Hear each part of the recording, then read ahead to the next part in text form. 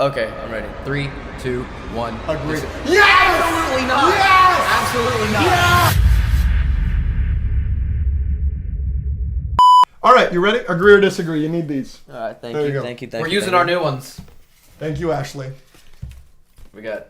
Sorry that you don't have a cool Laminated. I one. want a pretty one. Yeah, she laminated them, and for us, like, agree is a bunch of stuff we love, so like Planet of the Apes, the Marlins, everything like that, and disagree is all these people that I hate, like Shang-Chi, you hate Shang-Chi? Yeah, Shang-Chi's a bad movie. That's crazy. Shang-Chi's a 5 out of 10. Okay, yeah. Does that say Homecoming? Yeah, he hates Homecoming. Right? Isn't he a bum? I hate Homecoming. Yeah! I hate Homecoming. I love Far From Home though, but I hate Homecoming. Yes! Hate When Homecoming. Homecoming came out, it was the best live-action Spider-Man movie we had ever seen. That's insane, bro. No, that's crazy. That's crazy. Better than Spider-Man 2? Yes, better than Spider-Man 1. Let's do agree or disagree. Loki is the best Marvel show. Ooh, Marvel, not just MCU? Yes. 3, 2, 1. Disagree. You have it over Daredevil. Wow. That's just ridiculous. Just because of season 2, right? Season 2 is crazy, bro. You think season 2 is clearly better than season 1 of Loki? Yeah. That's crazy. It's not. I don't like. So Not crazy. Season 1 is like 8.5. This is like a 9.5. This was really. So do you think phenomenal. Loki season 2 is one of the best projects in the whole MCU? Yeah. Well, I was literally talking about that with a few people too. Like that, it's better than a lot of MCU movies. We're gonna do a whole Loki segment Yep, later, right? Don't worry about it. All right. It's fun. Here's a good one. This one is going to create some controversy. Bellatrix Lestrange Okay. is stronger than Mad Eye Moody. Ooh. Yeah, thank This you. is an easy No, answer it's if not. you think about it for longer No, than it's 2 not. seconds. This is one of our biggest fights on the podcast ever. Okay, I'm ready. 3, 2, 1. Agreed. Yes! Absolutely not. Yes! Absolutely not. Yes! Prove No. Belatrix killed Sirius. Sirius obliterates Moody. No, absolutely not. Okay, listen. Bellatrix gets beat by whom? It was the Weasley. Molly Mrs. Yeah, Molly Weasley. You think Molly Weasley's more powerful than Sirius Black? You think But Molly Weasley is we more... don't know anything about Molly. She might be a demon. She doesn't do anything all day. No, we don't know. But like all wizards What do you trust know- her. She's what do in you- the circle. Yeah. Everybody trusts Yes, she her. trusts her. That doesn't mean she's a great... But how many people did Molly Weasley kill that day? I don't know. Bellatrix killed like 100 people that day, Because including she's her crazy. son Do you and understand- almost her daughter. No, all I You have gotta to go off of who wins in fights, right? Never was Mrs. Weasley or Molly... No, but you can't say Molly Weasley like as a negative point if we know nothing about her though. We know her character has never been in a fight that we've seen. Right. She is not known for being an Auror or a duelist. Who is Mad Eye Moody? He is the most feared Auror in the world. He has put most dark wizards behind bars than anyone else on the planet. One question: do you think Voldemort's gonna be with a wizard a witch that's not very powerful? You think he's gonna I'm have a sure child she's with blood? powerful. She's not more powerful than Mad Eye Moody. Sirius She's obliterates. crazy. No, she killed Sirius. Sirius obliterates Moody. No contest. No. Sirius is a demon. What makes you think Sirius is a demon? Sirius he doesn't have a lot of feet either. What, But no. what examples? What evidence? No, do we but have? he doesn't Molly like- might no. be better than Sirius Well- by that logic. But then by that logic, that would just make Bella. No, but then at the same time, because Bellatrix lost to Molly, Molly will definitively be better than Sirius. But she also caught Sirius kind of off guard as well. That's what I'm saying. She did. You have to go off what their character is. Mad Eye's character is a duelist. He is a cop in the wizard world, and he is the most notorious one. Period. But we haven't even seen him do. There's literally his whole character is fighting dark wizards. That's his job. But most dark wizards are kind of Bums. bums. Most of them are most of them are bums. Bullcrap. Most of them are losing to teenage Harry. You have no evidence. You have no evidence for Bellatrix, and if you do, it does not amount to the evidence that you have for Mad Eye being a good But duelist. isn't it canon that Voldemort was getting weaker at the end, and that what kept a lot of the Death Eaters in line was Bellatrix? She was in charge, and it's also the I've fact. never said she's not crazy. But it's also the fact that Voldemort is very power hungry, and he's not having a child with someone that's not up to his standards. He's gonna try to have the most powerful child as well. And I feel like Bellatrix is probably the most powerful witch that he has at his disposal. That is not enough evidence when compared to what. But Mad Eye is. all right, name 2 people Moody put away that's as powerful. I'm sure there's a very long list I could look up. All right. I don't know the list. I don't know the list. Moody You're put away. sticking with Belatrix here? Yeah, I'm sticking with Belatrix. Excellent. You're a bum, and you're wrong.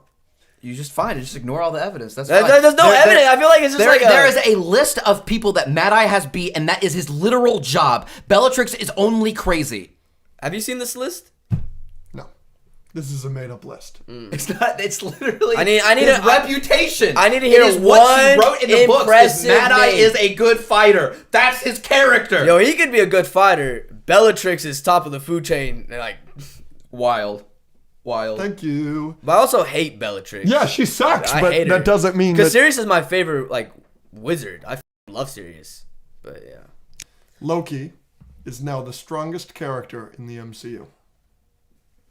Okay. And by strongest, you don't have to like bring in a Dormammu.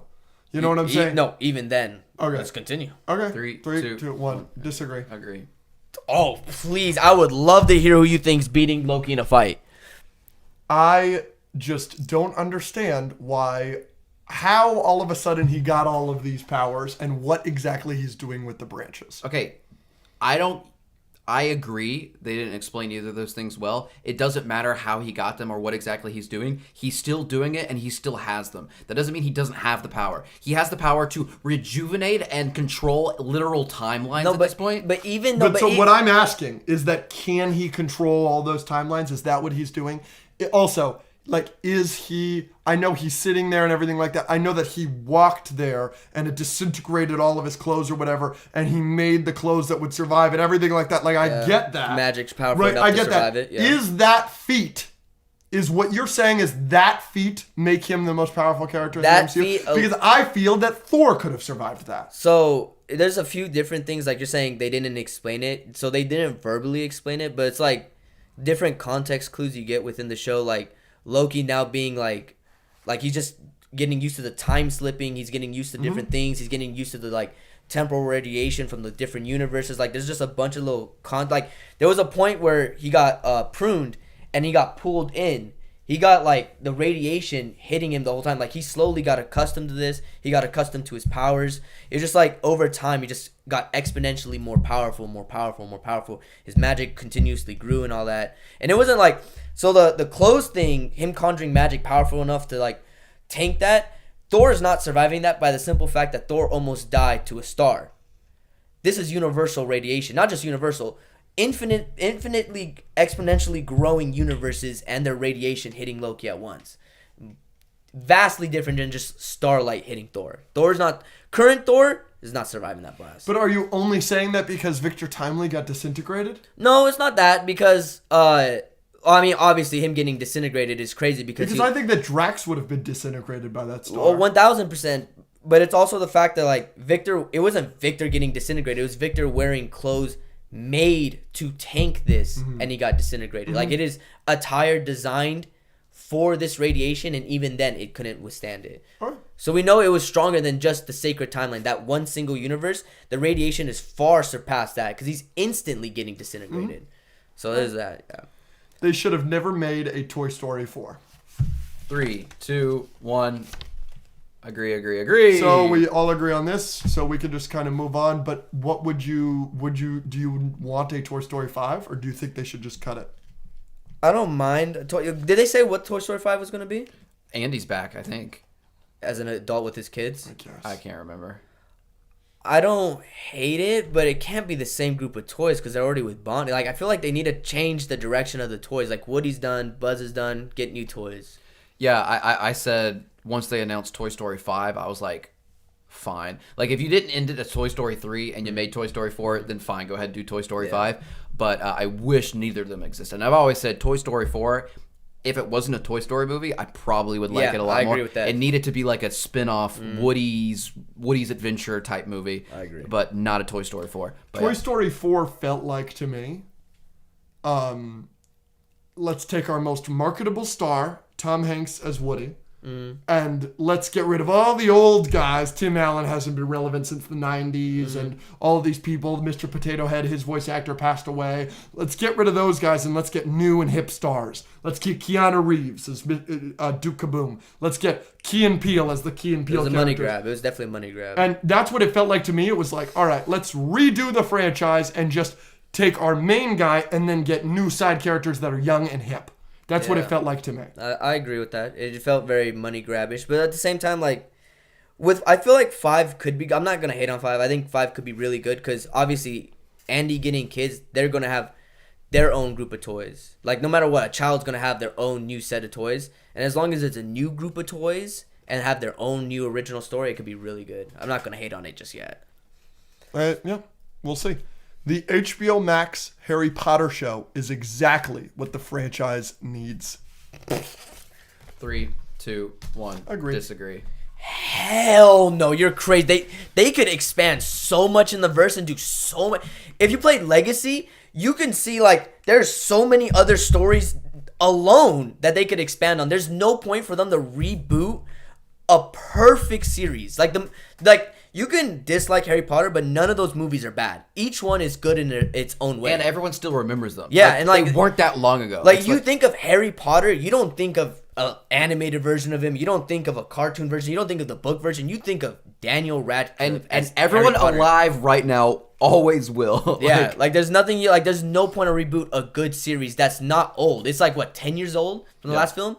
Less like Avatar. They're rebooting into a TV show. Yeah. But we got one movie from that, and it was a long time ago, and it's unanimously terrible. Right. Yeah. So that makes sense. So let me ask you, what's your favorite Harry Potter movie? As a kid, it was definitely Azkaban. Uh-huh. But now that I'm older, I used to hate Goblet of Fire as a kid. Yeah. Rewatching it as an adult, I don't know what it is. Goblet of Fire does it for me. Like I actually tear up. Have you read the books? No, I read the first one like when I was little. Yeah. If you read the books, you would hate Goblet of Fire. No, I know a Goblet of Fire is very like inaccurate to like it. Yeah. So do you like Deathly Hallows Part 2? Love it. Really good. So for me, it's my favorite movie. It makes sense. Yeah. He hates it with all of his heart. 2? Do you like 1 more than 2? Well, yeah, because 1 didn't mess up as much stuff as Part 2 did. So here, this is going to illustrate my point perfectly. Andrew is what we call a book Nazi. Andrew is so angry that they didn't do the book ending to perfection in the movie ending, so he just hates that movie. He hates that movie with all of his heart. He's wrong for hating that movie, obviously, because it's, in my opinion, the best one in the series. For book Nazis like him, or people like me that don't like Goblet of Fire and Half-Blood Prince because they aren't like the books, the show, doing 7-episode seasons to do all 7 books. Did you just say you didn't like Goblet of Fire because it's not accurate to the book? So are you a book Nazi? Yes! All right, but I tell people I'm a book Nazi. You lie and say that you're not. Just making sure. For those of us that are book Nazis, we have an opportunity to see the books done to perfection, which is a completely different canon than the movies. Completely different. The ending is completely different. The middle is completely different. My favorite book by a country mile is Half-Blood Prince because my favorite Harry Potter character is Voldemort. And the background stuff you learn about Voldemort through the memories in Half-Blood Prince is brilliant. And you see 2 memories in the Half-Blood Prince movie. There are 7 in the book. Just because they can do things more and better in a TV show does not mean that it is going to be completely different. It is still based on the same exact books and is going to have the same exact characters for the most part. It's going to be tough to like adapt a lot of the novel into a show. 100%, but like that's what I'm saying. And there is also the chance that they screw it up just like the movies did. As soon as they deviate, I'm on everybody's side and I'm like, we do not need this. But if they stick to the books to perfection and they do everything in the books, that's exactly what I want. But you would rather have that than to make a series about different events in Harry Potter? Yeah, I don't care. Because I didn't care about Fantastic Beasts. I don't care to fall in love with another Hermione and Ron and Hagrid. But like there's a lot of like Harry Potter, like even Fantastic Beasts, even though they messed up drastically bad. But the first one. I love the first one. And the concept of Fantastic Beasts, like with Grindelwald, phenomenal. They just fumbled that front. Because like ever since Harry Potter, when they like tease at Grindelwald being the Voldemort before Voldemort, like there was always hype around him. They just fumbled it on that front. Well, they fumbled it because they tried to make it another chosen one situation, which was a bad decision. But do you remember everyone's response after the first one? Like people were hype about Harry Potter again. Like people were buying Fantastic Beasts merch. I liked Newt. Newt was great in the first one. Newt was great. Like the little the little thing? Yeah, the little that steals money? Yeah, like the nibbler. Yeah. All that shit's great. Then like the little plot twist with Grindelwald, phenomenal. Like it was good. And then they just went off the rails and did too much, and it became really bad. But that is a good case study in the sense that like you can give us something new in the Harry Potter universe, and if you don't screw it up, it can be very, very good. Yeah. And I think it would be better than seeing a repeat of something we've already seen. I do get your point, and it's not a bad point. It's just I prefer new in the great, like it would just expand the universe. It's just like talking about Star Wars, and if George Lucas never created the prequels, we would have never gone a massive universe and never got like all this shit expanded. Absolutely. But like for me, because everybody's like, when everybody starts bringing up things that you could do with Harry Potter, people are like, I want a movie about the Marauders. I want a young Snape movie, like infiltrating the Death Eaters. I want to see this thing or that thing. You don't like that? I like all of those ideas, but are you going to do those ideas with the current movie canon? Is it going to be the book canon? Everything like that. With this new TV show, you could do the TV show canon and do those spin-offs off of the TV show. You're not getting Gary Oldman to be serious again. You're not doing it. So you'd have to recast everything like that. You can't do Michael Gambon anymore as Dumbledore. He's dead. Like, I think a new, fresh start with a TV show that's book accurate, and then it's the same canon as the books and the TV shows or movies and spin-offs and everything. Establishing a new canon like that is accurate to the books, I think is the best thing for the franchise. Interesting. Because it sets the same baseline. Like, yeah. It's not a bad point. It's just I would rather like it don't even need to be like current stuff. Like we see a different Dumbledore being casted because it's a young Dumbledore, and you could go farther back beyond that and create like you could just expand the lore. You could go with the original houses of like Hogwarts and like go like just how we saw in Legacy, how they started explaining like Hogwarts far beyond Hogwarts was created and like the villages and all that. Like there's a lot you can do. There's so much. It's a massive world that we've gotten just a glimpse at, and I would rather have that than just a reboot of the same thing. They should make a Star Wars What If. 3, 2, 1. Obviously, we're all going agree here. I think that would be wildly popular. Yeah, that would be so good. But and me and Andrew have done this to death. What we would do. What would you do with a Star Wars What If? What are some stories that you would like to be told? I feel like the most obvious What If is the Anakin. Yep. That's like the most obvious. Mace surviving. I feel like is a good one. I think Mace is a really good one. What else? Luke turning to the dark. Luke turning to the dark side and then overthrowing the Emperor might be better than Anakin never going bad. Luke going dark would be interesting. Really interesting. Like more stories with Vader alongside Luke. Yeah. And the verse is because then Luke is probably going to reach his full potential in terms of like the dark side as well. What are they going to do at that point? Like that's good. Prime Vader never gets any of his limbs cut off is one of the most powerful characters in all of fiction, correct? All of fiction? Fiction. That's a lot of fiction. Yeah. I wouldn't say all of fiction, but he would be... Prime Vader, no limbs cut off, full midichlorian count, everything like that? By far the most powerful character in Star Wars, obviously. Yeah, but like I wouldn't say all of fiction. Not all of fiction. You don't think he solos the entire MCU? Yeah, MCU? Yeah. Loki's right there, dude. Yeah. Like, so you could say the MCU, he's not beating, like, Marvel Comics characters. Like, depending on, like, the one above all, like, it's supposed to be the writer. Like, he's not beating characters like that. Yeah, but, like... I think he could beat like the DC equivalent to the one above all. The Presence? And yeah, could he? I think he could beat Mr. Mxyzptlk or that might. No, he's you not. You don't think so? The fifth dimensional imp? No. Yeah. No. All right. No. But it's like the comic characters just like we actually get like feats from him. Like Star Wars, like no matter what Anakin will accomplish, he's still confined within his like a reality. Yeah, the reality of his verse, so like his universe. Like, the fifth dimensional imp is looking at the omniverse of infinite multiverses and held it in his hand and said, what is this? Like, that's a crazy there are, like, reality-breaking characters in comics and stuff like that. All right.